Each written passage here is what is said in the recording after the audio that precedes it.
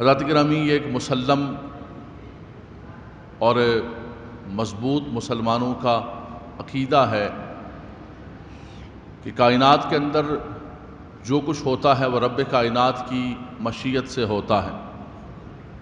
کوئی بھی چیز مشیت الہی سے خارج نہیں ہے۔ کائنات کا پتہ پتہ، کائنات کا ذرہ ذرہ، یہ ہوائیں، یہ فضائیں، زمین و آسمان، ہم سب اللہ تبارک و تعالیٰ کے تابع ہیں۔ اور یہ مسلمانوں کا ایک مسلمہ عقیدہ ہے کہ جو کچھ جسے جو عطا کرتا ہے وہ مالک و مولا ہی عطا فرماتا ہے۔ قل اللہم مالک الملک تؤتی الملک من تشاء وتنزع الملک ممن تشاء وتعز من تشاء تذل من تشاء بیدک الخیر انک علی کل شیء قدیر۔ آپ فرما دیجئے کہ اے مالک و مولا، اے بادشاہ، جسے تو عطا فرماتا ہے، جسے تو چاہے عطا فرماتا ہے، عزتیں عطا فرماتا ہے، اور جسے تو چاہے چھین لیتا ہے۔ یہ عطا کرنا اور یہ چھیننا، یہ سب کچھ تیرے دست قدرت کے اندر ہے، اور تو ہر چیز پر قدرت کاملہ رکھتا ہے۔ رب تبارک و تعالی ہی زمین و آسمان کا مالک ہے۔ وَلِلَّهِ مِيرَاثُ السَّمَاوَاتِ وَالْأَرْضِ۔ اس کے اندر کوئی بھی دو رائے نہیں ہے، کوئی بھی اختلاف نہیں ہے، کوئی بھی جھگڑا نہیں ہے، اور کوئی مسلمان اختلاف کر سکتا ہی نہیں ہے۔ اگر وہ اس کے اندر اختلاف کرے گا تو اس کا ایمان ہی باقی نہیں رہے گا، اس لیے کہ رب تبارک و تعالیٰ کی ذات وہ ہمارا خالق و مالک ہے، اور وہی عطا کرنے والا ہے۔ لیکن بات اتنی سی ہے کہ کیا اللہ تبارک و تعالیٰ نے اپنے بندوں کو، اولیاء کرام کو، کچھ تصرفات اور قوتیں عطا فرمائی ہیں؟ کیا اللہ کے بندے، اولیاء کرام، اللہ اکبر، ان کو اللہ تبارک و تعالیٰ نے کچھ قوتیں، طاقتیں عطا فرمائی ہیں؟ دیکھیں، قرآن مجید فرقان حمید کے اندر دو لفظ استعمال کیے گئے ہیں۔ ایک تو اولیاء اللہ ہے، جسے سب جانتے ہیں، ایک مشہور لفظ ہے۔ اولیاء ولی کی جمع ہے، اللہ کے دوست، اللہ کے مقرب، اللہ کے پیارے، فرینڈز آف اللہ۔ ایک وہ ہیں، اور ایک ہے من دون اللہ، جو اللہ تبارک و تعالیٰ کے مقابل ہیں۔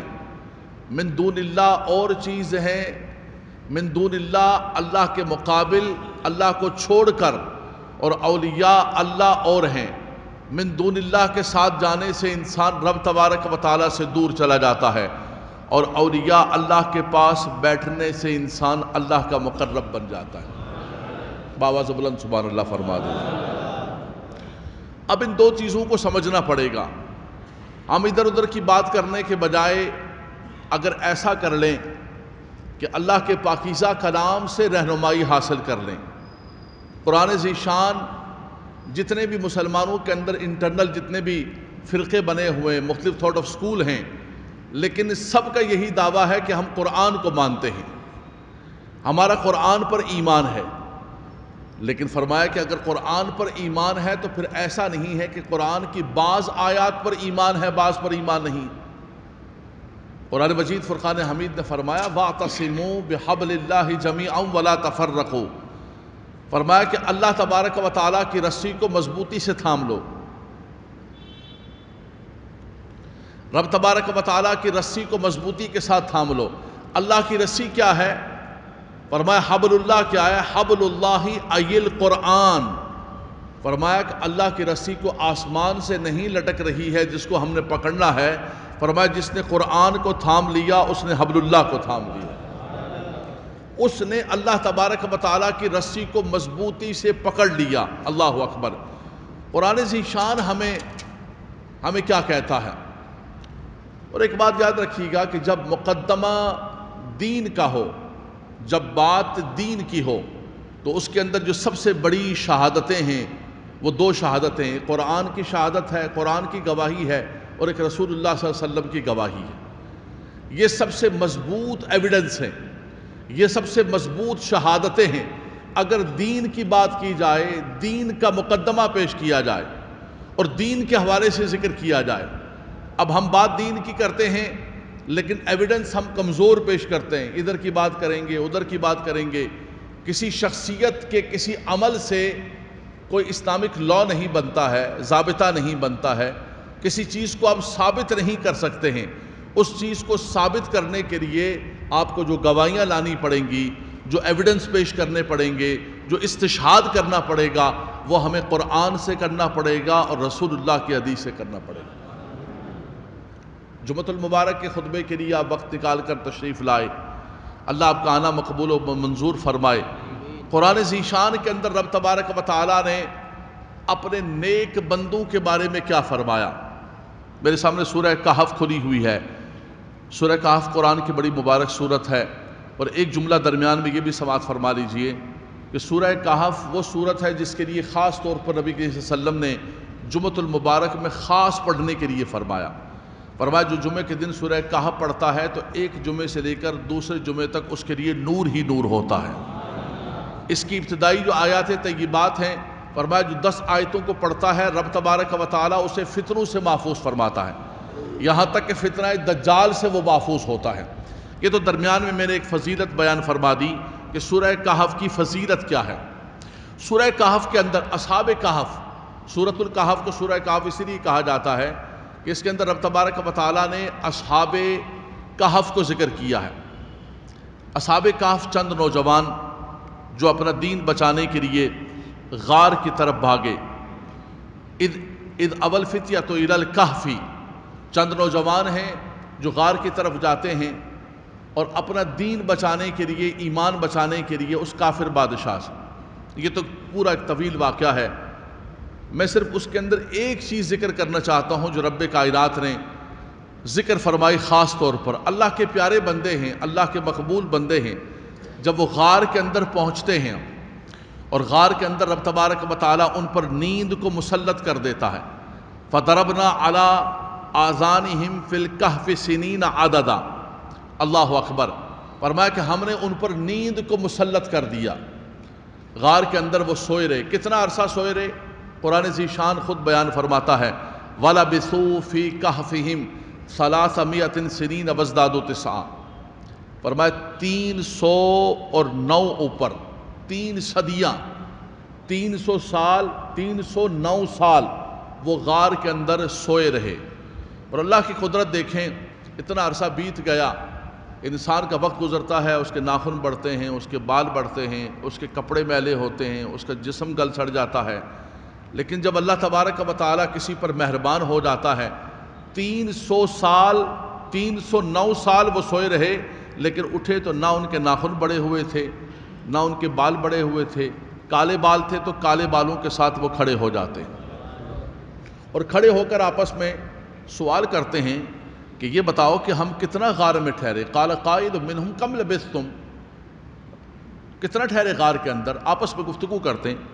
قالوا لبثنا یوما او بعد یوم، کہا کہ ہم ایک دن ٹھہرے ہوں گے یا پھر منیمم ہم جو ہے وہ آدھا دن ٹھہرے ہوں گے، اس سے زیادہ ہم غار کے اندر نہیں. حالانکہ 300 سال گزر چکے تھے غار کے اندر، لیکن اللہ تبارک و تعالیٰ نے ان کو اسی طرح تر و تازہ رکھا. ان کو زندگی دوبارہ ان کو رب تبارک و تعالیٰ نے اٹھایا. قرآن میرے سامنے کھلا ہوا ہے. اللہ تبارک و تعالیٰ قرآن کے نور سے ہمارے دلوں کو منور فرمائے، قرآن کی برکتیں عطا فرمائے، قرآن کا فیضان عطا فرمائے. قرآن رہنمائی کر رہا ہے. قرآن ان اصحاب کہف کی شان کو، عظمت کو بیان کرتے ہوئے دیکھیں رب کائنات کیا فرماتا ہے. فرماتا ہے کہ حبیب آپ دیکھیں گے کہ جب وہ لوگ غار کے اندر گئے، جب وہ غار کے اندر چلے گئے اور ان پر نیند کو مسلط کر دیا گیا، وَتَرَى الشَّمْسَ اِذَا طَلَعَتْ تَزَاوَرُ عَنْ كَهْفِهِمْ ذَاتَ الْيَمِينِ. فرمایا کہ ہم نے سورج کو حکم دے دیا، سورج کو یہ آرڈر ہو گیا رب تبارک و تعالیٰ کی طرف سے کہ اے سورج اب تو نے طلوع ہونا ہے، تو نے غروب ہونا ہے، لیکن اس انداز سے طلوع ہونا ہے، اس انداز سے غروب ہونا ہے. فرمایا کہ طلوع ہوتے وقت تھوڑا سا دائیں ہو کر تو نے طلوع ہونا ہے. جو پراپر روٹین ہے، جو اس کا روٹ ہے، اس روٹ سے تھوڑا سا ہٹ کر وَتَرَى الشَّمْسَ اِذَا طَلَعَتْ تَزَاوَرُ عَنْ كَهْفِهِمْ ذَاتِ الْيَمِينِ وَإِذَا غَرَبَتْ تَخْرِجُهُمْ ذَاتَ الشِّمَالِ وَهُمْ فِي فَجْوَةٍ مِّنْهُ. فرمایا وہ غار کے صحن کے اندر آرام کر رہے ہیں، ان پر نیند کو مسلط کر دیا، لیکن رب تبارک و تعالیٰ نے 309 سال سورج کو آرڈر کر دیا کہ سورج تو نے طلوع ہوتے وقت اور غروب ہوتے وقت تھوڑا سا دائیں ہو کر اور تھوڑا سا بائیں ہو کر غروب اور طلوع ہونا ہے۔ کتنی بڑی شان ہے۔ آپ کہیں گے کہ یہ تو ایک سورج اپنے مدار کے اندر چلتا ہے، چاند اپنے مدار کے اندر چلتا ہے، وہ جو اس کی روٹین ہے اسی روٹین پر وہ نکلتا ہے۔ اگر وہ اسی روٹین پر اور اسی وے پر اور اسی راستے پر ہوتا تو رب تبارک و تعالیٰ اتنے اہتمام سے ذکر نہ فرماتا۔ رب تبارک و تعالیٰ نے قرآن کے اندر ذکر فرمایا کہ ہم نے ان کے لیے سورج کو طلوع اور غروب ہوتے وقت تھوڑا سا کنی کترا کر اور دائیں بائیں ہو کر گزرنے کا حکم دیا کہ ایسا بھی نہ ہو کہ ان کو بہت دھوپ لگے اور میرے بندے آرام کر رہے ہیں انہیں تکلیف پہنچ جائے، اور ایسا بھی نہ ہو کہ سورج نہ لگے انہیں۔ سورج کا ملنا بھی ضروری ہے اور بہت زیادہ حرارت اور تپش بھی نقصان دہ ہے۔ رب تبارک و تعالیٰ نے اپنے ان بندوں کے لیے سورج کو حکم فرما دیا۔ جب کوئی اللہ تبارک و تعالیٰ کا ہو جاتا ہے پھر زمین و آسمان کی ہر چیز اس کے لیے تابع ہو جاتی ہے۔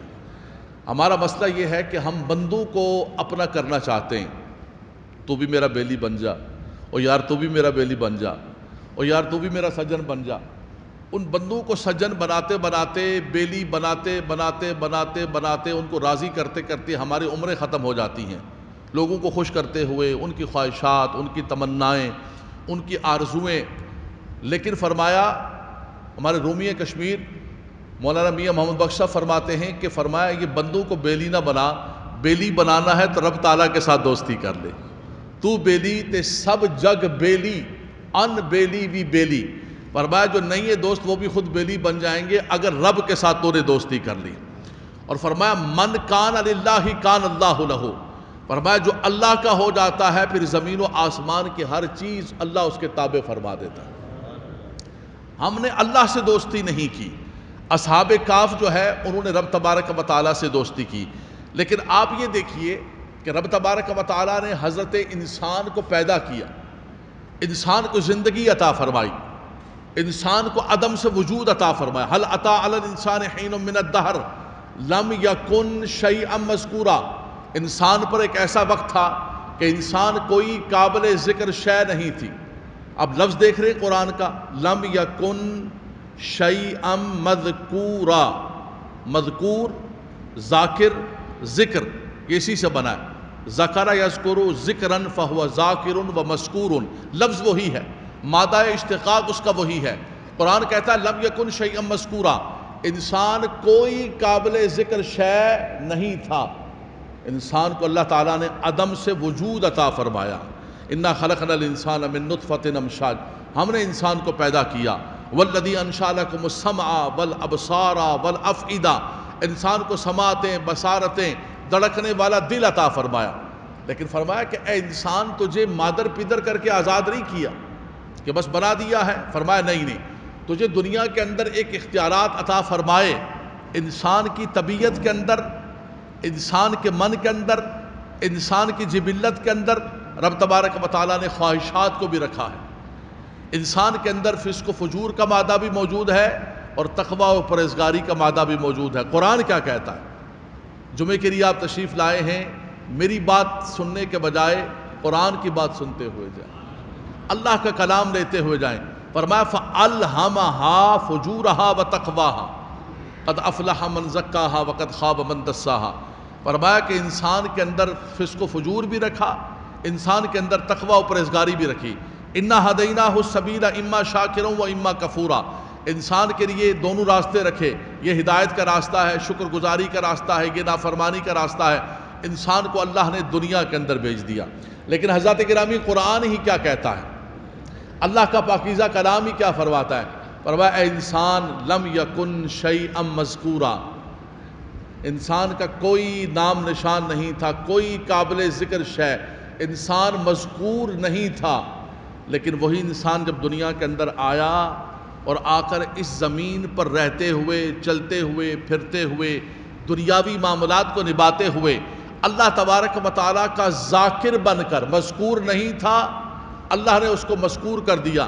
اب دنیا میں آ کر ذاکر بن کر وہ زندگی بسر کرتا ہے، رب کائنات فرماتا ہے فَاذْكُرُونِي أَذْكُرْكُمْ، فرمایا تم میرا ذکر کرو میں تمہارا چرچا کروں گا۔ اعلیٰ حضرت امام اہل سنت نے فَاذْكُرُونِي أَذْكُرْكُمْ کا ترجمہ کیا ہے کہ چرچا کروں گا، فرمایا تم میرا ذکر کرو۔ آج وہ اللہ کے نیک بندے اپنی قبروں کے اندر چلے گئے، زمین کے اندر، منہا خلقناکم وفیہا نعیدکم ومنہا نخرجکم تارۃ اخری، لیکن اللہ نے ان کے ناموں کو، ان کے چرچوں کو زندہ فرما دیا، اس لیے کہ انہوں نے زندگی اللہ تبارک و تعالیٰ کے احکامات کے مطابق گزاری، انہوں نے زندگی رب تبارک و تعالیٰ کی تابعداری کے اندر گزاری۔ زندگی آپ بھی گزارتے ہیں، زندگی میں بھی گزارتا ہوں، ہم بھی زندگی گزارتے ہیں، اور اللہ کے نیک بندے بھی زندگی گزارتے ہیں، لیکن ان کی شان یہ ہوتی ہے کہ وہ زندگی رب تبارک و تعالیٰ کی بندگی کے اندر گزارتے ہیں، اس مقصد کے تحت گزارتے ہیں۔ وَمَا خَلَقْتُ الْجِنَّ وَالْإِنسَ إِلَّا لِيَعْبُدُونَ، ان کے پیش نظر ہوتا ہے فَأَمَّا مَنْ طَغَىٰ وَآثَرَ الْحَيَاةَ الدُّنْيَا فَإِنَّ الْجَحِيمَ هِيَ الْمَأْوَىٰ وَأَمَّا مَنْ خَافَ مَقَامَ رَبِّهِ وَنَهَى النَّفْسَ عَنِ الْهَوَىٰ فَإِنَّ الْجَنَّةَ هِيَ الْمَأْوَىٰ۔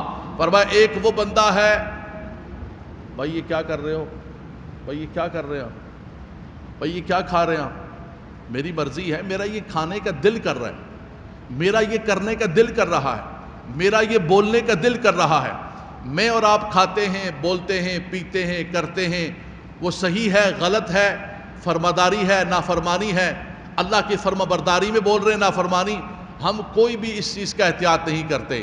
فرمایا اللہ کے نیک بندے بھی زندگی یہاں پر گزارتے ہیں، وہ ایک ایک لفظ بھی بولتے ہیں تو ڈر کر بولتے ہیں کہیں اللہ کی نافرمانی نہ ہو جائے، ایک ایک قدم بھی اٹھاتے ہیں، ایک ایک قدم بھی اٹھاتے ہیں۔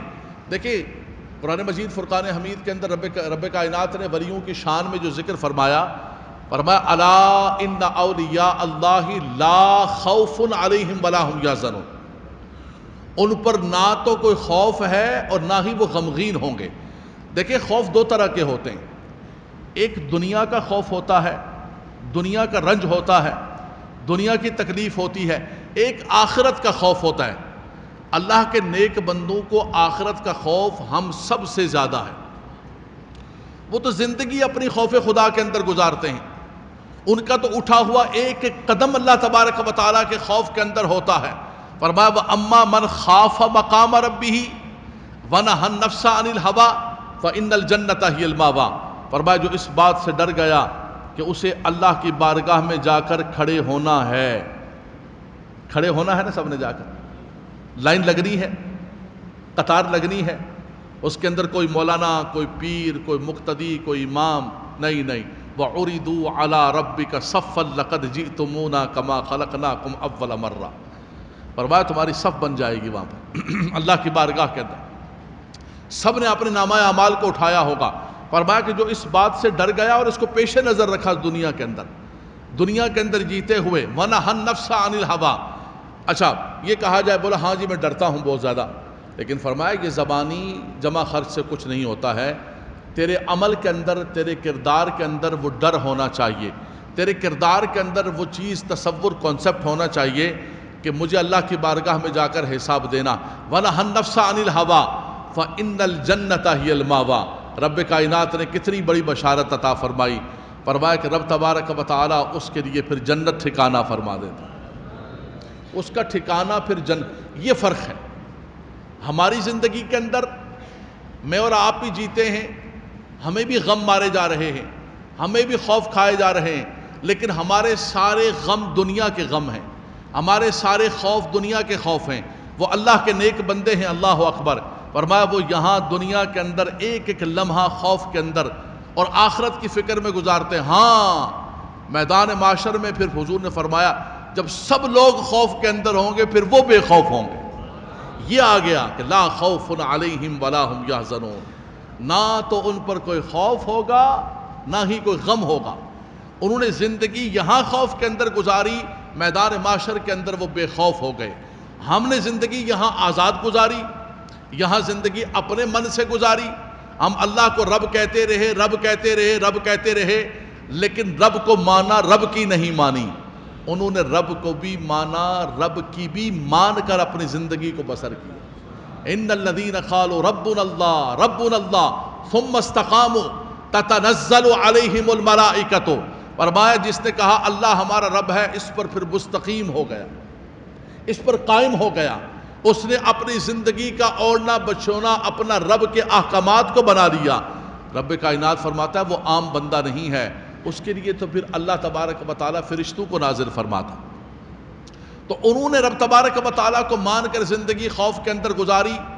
فرمایا قیامت کا دن ہوگا، نبی کریم صلی اللہ علیہ وسلم نے فرمایا کچھ لوگ میدان معاشر کے اندر آئیں گے، میدان معاشر سجا ہوا ہے، میدان معاشر کے احوال کو آپ نے سماعت کیا ہے، سوا نیزے پر سورج، زمین تانبے کی، ہر شخص نفسا نفسی کے عالم میں، یوم یفر المرء من اخیہ و امہ و ابیہ و صاحبتہ و بنیہ، سارے کے سارے رشتے، سارے پیار کرنے والے بھاگ رہے ہوں گے۔ الاخلاء یومئذ بعضهم لبعض عدو، آج سارے خلیل، ساری محبت کرنے والے ایک دوسرے کے دشمن ہوں گے، الا المتقین، لیکن اللہ کے پیارے بندے وہ فرمائے دشمن نہیں ہوں گے۔ تو اس میدان معاشر کی ہولناکی کے اندر نبی کریم صلی اللہ علیہ وسلم نے فرمایا کہ کچھ لوگ سامنے سے آ رہے ہوں گے، ان کی شان کیا ہوگی؟ فرمایا ان وجوہہم لنور وانہم علی منابر نور، فرمایا ان کے چہرے چمک رہے ہوں گے میدان معاشر میں، وہ نور کے ممبروں پر بیٹھے ہوئے ہوں گے۔ اللہ اکبر۔ فرمایا کہ جب ہر آدمی خوف کے اندر ہوگا، فرمایا اس وقت ان کی شان یہ ہوگی کہ لا خوف علیہم ولا ہم یحزنون۔ پھر اللہ کے نبی صلی اللہ علیہ وسلم نے اسی آیت کریمہ کو پڑھا۔ حضرات گرامی، اللہ کے نیک بندے، رب تبارک و تعالیٰ کے نیک بندے بھی دنیا داری کیا کرتے تھے، کاروبار کیا کرتے تھے، معاش کو طلب کیا کرتے تھے، زندگی کا نظام چلاتے، انہوں نے بھی شادیاں فرمائیں، تجارت فرمائی، لیکن انہوں نے زندگی کو اور دنیا کو اپنے دل کے ساتھ نہیں لگایا۔ ہم نے اس دنیا کو اپنے اوپر سوار کر لیا ہے، انہوں نے دنیا کو اپنی سواری بنایا، دنیا سے گھوڑا خریدا، دنیا سے گھر خریدا، دنیا سے کپڑے خریدے۔ آپ اچھے کپڑے پہنیے، اچھی ڈریسنگ کیجئے، آپ اچھا گھر لیجئے، اچھی گاڑی لیجئے، آپ کو اسلام منع نہیں کرتا، آپ کو تصوف منع نہیں کرتا، آپ کو صوفیزم منع نہیں کرتا۔ حضور سیدنا غوث اعظم رضی اللہ تعالیٰ عنہ کا ڈریس، آپ کا جبہ سلنے کے لیے درزی کے پاس گیا تو درزی نے دیکھا جب جبے کو تو کہا کہ اتنا شاندار کپڑا، یہ تمہارے شیخ کا کپڑا ہے یا کسی بادشاہ وقت کا کپڑا ہے؟ خوبصورت لباس پہنا کرتے تھے۔ ہمارے ہاں تو وہ ساڑھے پنجابی کہتے ہیں جناب ہے بکو کنہ اللہ دا ولی ہے، اینے ہفتہ ہوا ناتا ہی کوئی نہیں، یعنی جو بندہ گندا ہے، جس کو پاکی ناپاکی کا پتہ نہیں ہے، اس کے بال اٹے ہوئے ہیں، جناب ہم اس کو ولی بنا کے رکھ دیتے ہیں۔ اللہ کے بندو، یہ گندگی اور یہ ناپاکی اور یہ غسل اور وضو کا نہ ہونا یہ ولایت کی نشانی نہیں ہے۔ ولایت تو یہ ہے کہ انسان اللہ تبارک و تعالیٰ کا مقرب ہو، اللہ تبارک و تعالیٰ کے احکامات پر عمل کرے، بلکہ نبی کریم صلی اللہ علیہ وسلم نے تو اس کو ناپسند کیا ہے اپنی امت کے لیے۔ حضور صلی اللہ علیہ وسلم نے ایک شخص کو دیکھا اور کہا کہ یہ کیا حال کیا ہوا ہے تم نے، پراگندہ بال ہیں، اپنے آپ کو صاف ستھرا کیوں نہیں رکھا ہوا، کیا تمہارے پاس کچھ مال نہیں؟ عرض کیا یا رسول اللہ مال ہے۔ فرمایا وہ جو اللہ نے تمہیں مال دیا ہوا ہے، وہ جو نعمتیں ہیں، اس کے اثرات تمہارے بدن پر نظر آنے چاہیے۔ تو یہ تو اسلام کی اور تصوف کی تعلیمات ہیں، لیکن اصل بات یہ ہے کہ اللہ کے نیک بندوں نے تجارت فرمائی، اللہ تبارک و تعالیٰ کے نیک بندوں نے دنیا داری اور معاملات کو اختیار کیا، لیکن دنیا کو اپنے من کے ساتھ لگایا۔ ایک دنیا کا خوف ہوتا ہے، دنیا کا رنج ہوتا ہے۔ کوئی پلاٹ خریدنا چاہتا تھا، کوئی سودا کرنا چاہتا تھا، وہ نہیں ہوا، ہائے ہائے ہائے یار وہ بڑا پیارا گھر تھا، اگر مل جاتا تو بڑا مزہ آ جاتا، بڑا پیارا سودا ہاتھ سے چلا گیا۔ اچھا ہمیں یہی غم کھایا جاتا ہے، یا پھر مثال کے طور پر کوئی چیز ہم سے چھن گئی، ہم اس غم کے اندر پریشان ہوتے ہیں۔ اللہ کے نیک بندے، ایک بزرگ رحمۃ اللہ تعالیٰ علیہ کا کاروباری سامان جو ہے وہ جہاز میں جا رہا تھا، اور جاتے جاتے ان کے خادم نے آ کے بتایا کہ حضور والا حالات بڑے خراب ہو گئے، سمندر کے اندر طوفان آ گیا، اور یہ جو آپ کا بیڑا ہے، یہ جو آپ کا بزنس کا سامان جا رہا ہے، یہ سب ڈوبنے لگا ہے۔ بزرگ تھے، اللہ کے نیک بندے تھے، کاروبار تو کیا کرتے تھے لیکن حقیقت کے اندر اللہ کے ولی تھے، اللہ کے دوست تھے، کاروبار کرتے تھے، بزنس مین تھے وہ۔ انہوں نے سر کو نیچے کیا اور فرمایا الحمدللہ۔ پھر دوبارہ تھوڑی دیر بعد اطلاع دی کہ حضور ہواؤں کا رخ بدل گیا ہے اور سامان آپ کا تجارت کا بچ گیا ہے، ڈوبنے سے بچ گیا۔ پھر آپ نے سر نیچے فرمایا اور فرمایا الحمدللہ۔ تو پوچھا کہ حضور دوسری بات تو الحمدللہ آپ نے شکر گزاری کے لیے کہا، وہ تو بنتا تھا، لیکن جب ہم نے کہا کہ مال ڈوب رہا ہے، آپ نے فرمایا الحمدللہ. فرمایا بات یہ ہے کہ میں نے دل کی طرف توجہ کی کہ میرا مال تو ڈوب رہا ہے، کہیں میرا دل اللہ کی یاد سے غافل تو نہیں ہو گیا. فرمایا میں نے دیکھا کہ میرا دل اللہ کی یاد میں لگا ہوا ہے، تو میں نے کہا کہ یہ سارا مال ڈوب جائے تو ڈوب جائے، میرا دل کہیں ڈوب نہ جائے، میرا دل کہیں اللہ کی یاد سے غافل نہ ہو جائے. یہ تھی اللہ تبارک و تعالیٰ کے نیک بندوں کی شان کہ لا خوف علیہم ولا ہم یحزنون. فرمایا نہ تو ان پر کوئی خوف ہوگا اور نہ ہی وہ غمگین ہوں گے. حضرات گرامی، میں نے آغاز کے اندر بات صرف اتنی کہی تھی کہ بات ہے کہ ولیوں کو اللہ تبارک و تعالیٰ نے کچھ قوت عطا فرمائی، کچھ تصرف عطا فرمایا یا نہیں عطا فرمایا. میرے ہاں نوجوان بچے بیٹھے ہوتے ہیں، چلتے چلتے سر راہ بھی کو آ جاتا ہے، ہر قسم کی فکر کے لوگ جمعہ پڑھنے کے لیے آتے ہیں. ہم کوشش یہ کرتے ہیں کہ ہم کوئی بھی بات پیش کریں، کوئی بھی چیز پیش کریں، کوئی بھی آپ کو حوالہ دے، وہ قرآن و حدیث کا حوالہ ہونا چاہیے. آپ کی مرضی ہے، ہدایت دینا نہ میرا کام ہے، یہ اللہ تبارک و تعالیٰ کی طرف سے کرم نوازی اور مہربانی ہوتی ہے. لیکن ہماری یہ ذمہ داری ہے کہ ہم جو دین کی بات پیش کریں وہ بات پکی ہونی چاہیے کہ رب کائنات نے قرآن ذیشان کے اندر کیا فرمایا. دیکھیں بات ہم نے آغاز یہاں سے کیا تھا کہ ساری قوتیں، ساری طاقتیں، سارے تصرفات کا مالک کون ہے؟ سب کچھ. بیٹے بھی اللہ دیتا ہے، روزی بھی اللہ دیتا ہے، بیٹیاں بھی اللہ دیتا ہے، عزتیں بھی اللہ دیتا ہے، سب کچھ اللہ تعالیٰ عطا فرماتا ہے، اس کے اندر کوئی شک نہیں ہے. لیکن بات ہم اس کا انکار نہیں، ہم یہ کہتے ہیں کہ کیا اللہ نے اپنے بندوں کو کچھ تصرفات کی قوت عطا فرمائی، کچھ طاقتیں عطا فرمائی؟ آئیے ہم قرآن کتاب توحید ہے، قرآن اللہ کا کلام ہے، قرآن پر سب جمع ہیں، قرآن کو سب مانتے. قرآن کیا کہتا ہے؟ اللہ اکبر. سورہ نمر میرے سامنے کھلی اور اسی پر بات کو مکمل کرتے ہیں. حضرت عاصم بن برقیہ سلیمان علیہ السلام اللہ تبارک و تعالیٰ کے ایک بہت بڑے برگزیدہ پیغمبر حضرت سلیمان علیہ السلام، اللہ نے ان کو بڑی قوتیں عطا فرمائیں. ان کو پرندوں کی زبان، علمنا منطق الطیر، پرندوں کی زبان وہ بول سکتے تھے. ان کا جو بیڑا چلتا تھا، اور فرمایا کہ وہ جو سفر کیا کرتے تھے اس میں انسان بھی تھے، جن بھی تھے، اور پرندے بھی تھے، چرندے بھی تھے، سب کے سب اللہ تبارک و تعالیٰ نے ان کو یہ عطا فرمایا. وحشر لسلیمان جنودہ من الجن والانس والطیر فہم یوزعون. آپ کو ہدہد لا کر خبر دی کہ ملکہ سبا، ملکہ بلقیس آپ کے پاس آ رہی ہے. آپ نے فرمایا اپنی مجلس کے اندر آپ نے فرمایا کہ ملکہ سبا تو آ رہی ہے، لیکن میں چاہتا ہوں کہ اس کے آنے سے پہلے اس کو اللہ کی کوئی قدرت دکھا دو، اللہ تبارک و تعالیٰ کی قدرت اور طاقت کا جلوہ دکھا دو. فرمایا کون ہے؟ ایکم یا ایھا الملأ ایکم یاتینی بعرشہا. اس کا ایک بہت بڑا عرش عظیم، بہت بڑا تخت اس کا، جس پر بیٹھ کر وہ اپنا لگایا کرتی تھی، دربار لگاتی تھی. اس کو اللہ تبارک و تعالیٰ نے یہ تخت عطا فرمایا. وَأُوتِيَتْ مِنْ كُلِّ شَيْءٍ وَلَهَا عَرْشٌ عَظِيمٌ. بہت بڑا عرش عظیم. فرمایا کہ میں چاہتا ہوں کہ اس کے آنے سے پہلے اس تخت کو لا کر یہاں میرے دربار میں کو حاضر کر دے. اب سلیمان علیہ السلام شام میں بیٹھے ہوئے، ملکہ بلقیس سبا وہ یمن کے اندر بیٹھی ہوئی ہے، ہزاروں میل کا فاصلہ ہے درمیان کے اندر، وہ آ رہی ہے. ایکم یاتین قال عفریت من الجن انا آتیک بہ. ایک جن کھڑا ہو گیا اور کہنے لگا کہ حضور میں لے کر آؤں گا. فرمایا کب لے کر آؤ گے؟ کہنے لگا انا آتیک بہ قبل ان تقوم من مقامک وانی علیہ لقوی امین. فرمایا اس مجلس کے ختم ہونے سے پہلے اس تخت کو اٹھا کر میں آپ کی بارگاہ میں پیش کر دوں. بہت بڑی بات ہے. کہتا ہے میں قوت والا ہوں. جن کہتا ہے میں قوت والا ہوں، میں لا سکتا ہوں. اللہ اکبر. آپ نے اس کی بات کو سماعت فرمایا اور مسکرائے. اتنے میں آپ کے دربار سے ایک شخص کھڑا ہوا. اس کا تعارف قرآن کیا کراتا ہے؟ فرمایا قال الذی عندہ علم من الکتاب انا آتیک بہ. فرمایا وہ کھڑا ہوا اور وہ بولنے لگا کہ جس کو اللہ نے کتاب کا علم عطا فرمایا. وہ کیا کہنے لگا؟ انا آتیک بہ قبل ان یرتد الیک طرفک.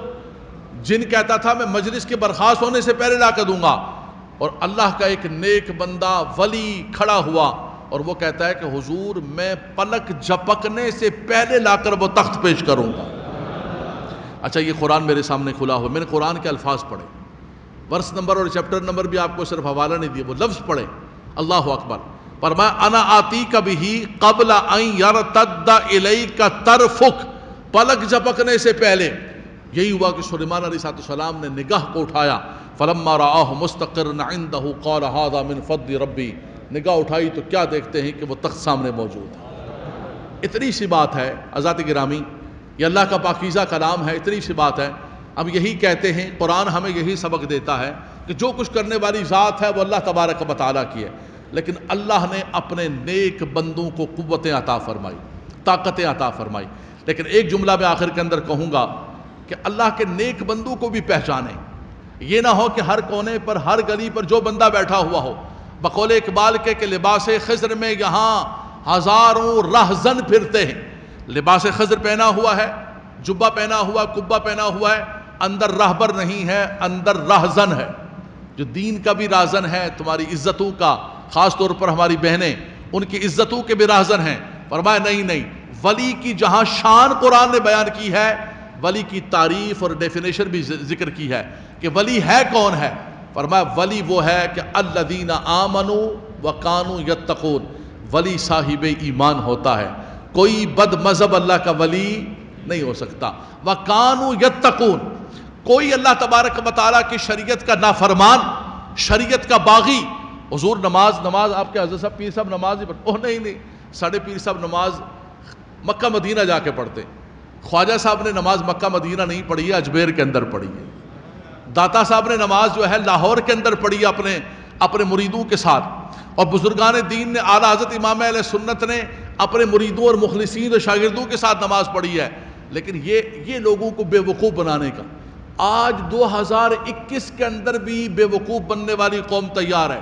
ان کے پیچھے چلنے والی قوم آج بھی ان کو میسر ہے کہ جناب ہمارے حضرت صاحب نماز مکہ مدینہ، او نہیں حضرت صاحب آپ کو پتہ نہیں ہے، اے مولویاں دا رستہ اور ہے، اے فقیراں درویشاں دا راہ اور ہے، کوئی راستہ نہیں حضرات گرامی۔ یہ لوگوں کو بے وقوف بنانے کے راستے ہیں۔ ایک راستہ ہے جو رسول اللہ صلی اللہ علیہ وسلم کا راستہ ہے، ایک راستہ ہے جو قرآن ذیشان کا راستہ ہے، سیدھی سڑک۔ اعلیٰ حضرت فرماتے ہیں سیدھی سڑک یہ شہر شفاعت نگر کی ہے، مصطفیٰ کریم صلی اللہ تعالی وسلم کے اتباع کا راستہ ہے۔ اس راستے پر چلیں، رب تبارک و تعالیٰ آپ کو بھی اللہ کا ولی بنا دے گا کہ قل ان کنتم تحبون اللہ فاتبعونی یحببکم اللہ۔ فرمایا تم خود بھی ولی بننا چاہتے ہو، میرے مصطفیٰ کریم کے اطاعت کرو، اللہ تمہیں بھی اپنا ولی بنا دے گا۔ رب تبارک و تعالیٰ اولیاء کرام کی محبت عطا فرمائے، اس کے سچے دوستوں کے ساتھ رب تبارک و تعالیٰ ہمیں محبت کرنے کی توفیق عطا فرمائے، ان کے ساتھ حشر فرمائے۔